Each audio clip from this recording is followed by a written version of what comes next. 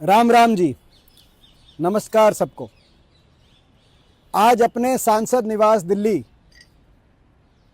संसद भवन के साथ जो लोग कभी मेरे से मिलने यहाँ पे आए हों, पंदा तालकटोरा रोड, लेकिन एक ऐसी जगह जो रायसीना हिल का हिस्सा माना जाती है, साथ में राष्ट्रपति भवन जो रायसीना हिल पे माना जाता है, ये संसद, ये बसी हुई नई दिल्ली, ऐसी जगह से इस वीडियो के माध्यम से मैं आपके बीच में आया हूं जो ना सिर्फ अरावली पर्वत की आखिरी पहाड़ियों में से एक रायसीना की पहाड़ी, बल्कि दुनिया की सबसे ज़्यादा प्रदूषित नगरी का एक हिस्सा।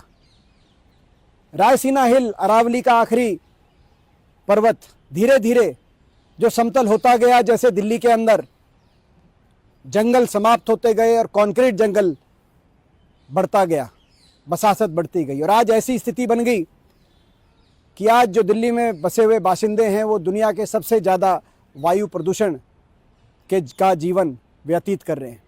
ऐसे में जब चाहिए तो ये था कि जो अरावली पर्वत, जो पर्वत ना सिर्फ दुनिया का सबसे पुराना पर्वत श्रृंखला के रूप में माना जाता है, मगर जो पर्वत श्रृंखला जो हमारे देश की एक जीवन रेखा भी जिसको समझा जाता है, एक तरफ गंगा जमुना और दूसरी तरफ हमारी सभ्यता को मरुभूमि बनने से बचाने वाली ये पर्वत श्रृंखला, रेगिस्तान बनने से बचाने वाली ये पर्वत श्रृंखला।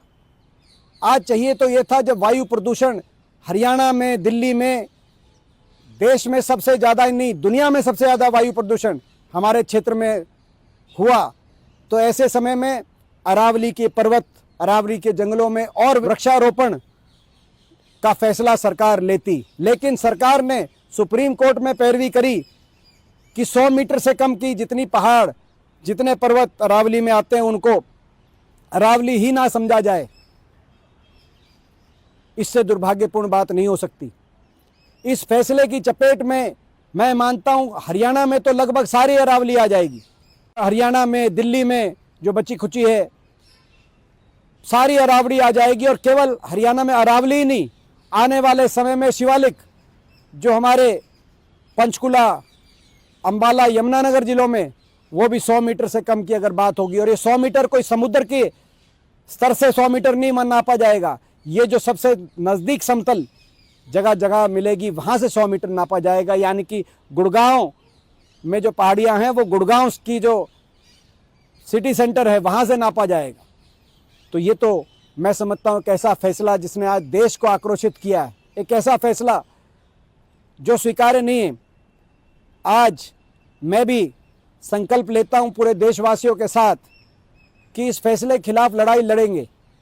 इस फैसले को लागू देश में ना किया जाए, इसके लिए जो संघर्ष करना पड़ेगा वो करेंगे। जिस पर्वत श्रृंखला ने सदियों से हमारे पूर्वजों को सहारा दिया हो, उसको यूं सरकार के, खनन माफिया के, रियल एस्टेट माफिया के, बड़े बड़े धन्नाढ़ उद्योगपतियों के लालच से उस पर्वत को यूं उनकी भेंट चढ़ने नहीं देंगे। आओ मिलकर अरावली को बचाने का संकल्प लें। जय अरावली, जय हिंद, जय किसान, जय जवान।